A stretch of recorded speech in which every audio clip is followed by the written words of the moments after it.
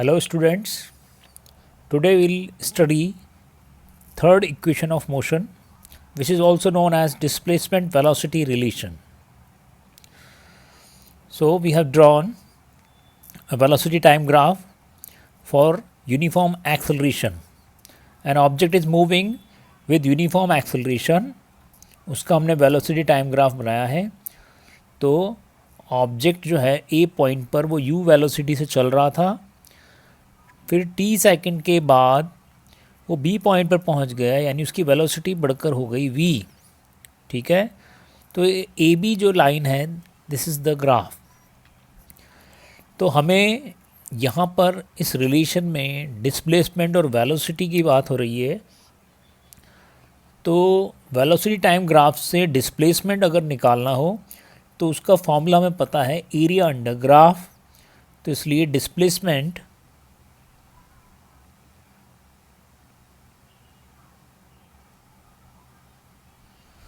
Is equals to area under graph. जब भी हमें वेलोसिटी टाइम ग्राफ से डिस्प्लेसमेंट निकालना होगा तो हम एरिया निकालेंगे. तो यहाँ पे ग्राफ के बिलो वाला जो रीजन है उसका हमें एरिया निकालना है. तो हम देख रहे हैं कि ये रीजन जो है इट्स ए ट्रेपेजियम. ग्राफ की लाइन के बिलो जो भी एरिया है वो एक ट्रेपेजियम का एरिया है. तो इसलिए displacement is equals to area of trapezium A B C D. ठीक है बच्चों, और ट्रेपेजियम का एरिया होता है half into sum of parallel sides into height.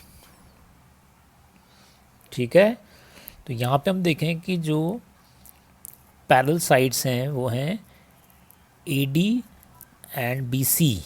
So half into A D plus B C. पिछली इक्वेशन में भी हमने यही किया था, लेकिन वहाँ पे डिस्प्लेसमेंट और टाइम का रिलेशन था, या डिस्प्लेसमेंट और वेलोसिटी का रिलेशन है. तो half into sum of parallel side into height. तो बच्चों हाइट जो है वो है सी डी. दोनों पैरेलल लाइन के बीच की जो डिस्टेंस है that is C D. Now अब हम ग्राफ से ए डी बी सी और सी डी की वैल्यू देख कर लिख देंगे. तो बच्चों ए डी की जो वैल्यू है वो निकालने के लिए ए का कॉरस्पॉन्डिंग पॉइंट देखो क्या है यू, डी का कॉरस्पॉन्डिंग पॉइंट देखो वो क्या है 0. तो यू में से 0 को माइनस कर देंगे. फिर बी सी की वैल्यू निकालने के लिए बी का कॉरस्पॉन्डिंग पॉइंट देखो बच्चों क्या है वी, और सी का कॉरस्पॉन्डिंग पॉइंट क्या है 0. ठीक है, तो ये हुआ v माइनस 0.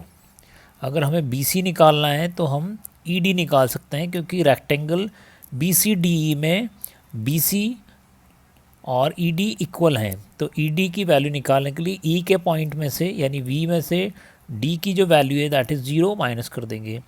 ठीक है, जैसा हमने पिछली इक्वेशन में किया था. Now to find the value of C D. C यानी जो आगे वाला पॉइंट है उसकी जो वैल्यू है कॉरस्पॉन्डिंग दैट इज़ टी, और डी जो है उसकी वैल्यू है बच्चों 0. तो टी माइनस 0. तो यानी जब एक्स एक्सिस पे हमें कोई वैल्यू फाइंड करनी हो तो आगे वाले पॉइंट में से पीछे वाले पॉइंट की वैल्यू को माइनस करेंगे. जब वाई एक्सिस पे किसी वैल्यू को फाइंड करना हो तो अपर पॉइंट की वैल्यू में से लोअर पॉइंट की वैल्यू को माइनस करेंगे. तो इस तरह से s is equals to half into u plus v into t. ठीक है, u माइनस 0 यू हो गया, v माइनस 0 वी हो गया, t माइनस 0 टी हो गया. तो ये तो हमने सेम ही उसमें भी किया था, लेकिन that relation was displacement time relation. तो वहाँ पर हमने टाइम की इंपॉर्टेंस रखी थी और इस v को हटा दिया था फर्स्ट इक्वेशन का यूज़ करते हुए.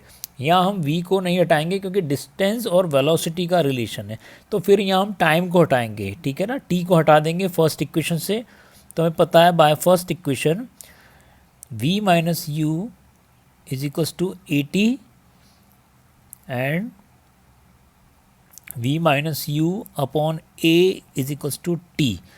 तो बच्चों ये जो t की वैल्यू है फर्स्ट इक्वेशन से हमने निकाली है, इसको हम यहाँ पे इसकी वैल्यू रख देंगे. ठीक है, तो हम देखें कि s is equals to half, ये जो u प्लस वी है इसको मैं लिख सकता हूँ v प्लस यू. ठीक है, बात एक ही है. और t जो है उसकी वैल्यू मैं लिख दूंगा v minus u upon a. ठीक है बच्चों, तो ऊपर देखो आप a plus b into a minus b की आइडेंटिटी लगेगी a square minus b square. और इधर हम 2 को a से मल्टीप्लाई करेंगे तो हो जाएगा 2a। नाउ क्रॉस मल्टीप्लिकेशन से ये 2a जाके s से मल्टीप्लाई होगा तो 2as is equals to v square minus u square. अब ये माइनस का यू स्क्वायर उधर जाके प्लस हो जाएगा तो ये प्लस का u square plus 2as is equals to v square. और इसी इक्वेशन को अगर हम सीधा करके लिख दें तो इक्वेशन बनेगी v square is equals to u square plus 2as। तो बच्चों this is the third equation of motion which is very important, और ये एग्ज़ाम में इसके आने के बहुत चांसेस हैं सेकंड और थर्ड इक्वेशन के। ठीक है, तो इसको हमें डिराइव करना आना चाहिए, इसकी आपको कई बार प्रैक्टिस करनी है। ठीक है, अब इन इक्वेशंस का हम यूज़ करेंगे न्यूमेरिकल के लिए। तो बच्चों ये वो 3 इक्वेशंस हैं जो हमने डिराइव की। अब आपको ये जो इक्वेशंस हैं वो लर्न तो होनी चाहिए, इनके डेरिवेशंस भी आने चाहिए, और ये पता होना चाहिए कि u is initial velocity symbol, v is for final velocity, a is acceleration which is uniform, t is time taken, s is displacement.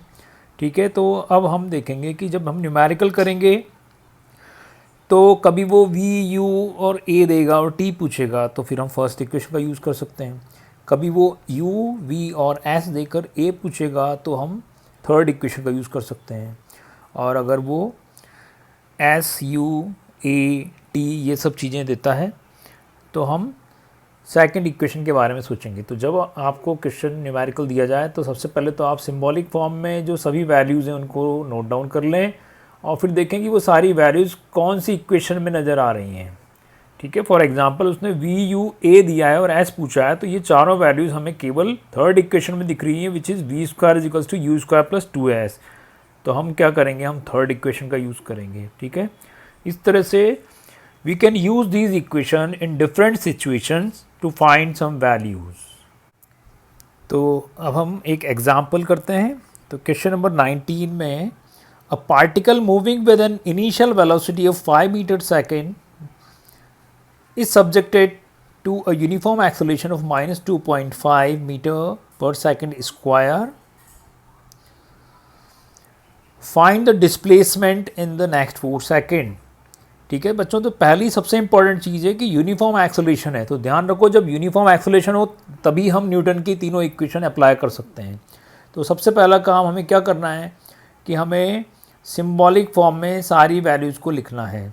ठीक है, तो सबसे पहले हम देखते हैं कि a particle moving with an initial velocity of 5 meter per second, यानी इनिशियल वेलोसिटी का सिंबल क्या होता है u, तो इसका मतलब u is 5 meter per second, is subjected to a uniform acceleration of minus 2.5 meter per second square. Uniform acceleration है minus 2.5 meter per second square, unit से भी समझ सकते हैं, meter per second square is the unit of acceleration. Now find the displacement, पूछा गया है कि s बताओ डिस्प्लेसमेंट इन नेक्स्ट 4 सेकेंड, यानी टाइम भी दे दिया उसने कि अगले 4 सेकेंड में ऑब्जेक्ट कितनी दूर चला जाएगा।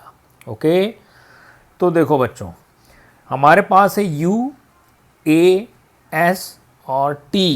ठीक है, therefore we can apply second equation of motion which is s is equals to ut plus half at square. So we will apply a second equation, s is equals to ut plus half at square. Now u is 5, t is 4, half, a is minus 2.5 and t is 4, so 4 square. Now 5 4 are 20 plus half into minus 2.5 into 4 square is 16. Now 2 8 are 16. अब हमें plus minus minus 2.5 को 8 से multiply करने पर आता है 20, so 20 minus 20 is 0। तो बच्चों डिस्प्लेसमेंट कितना हुआ, 0। सो 0 इज़ द आंसर।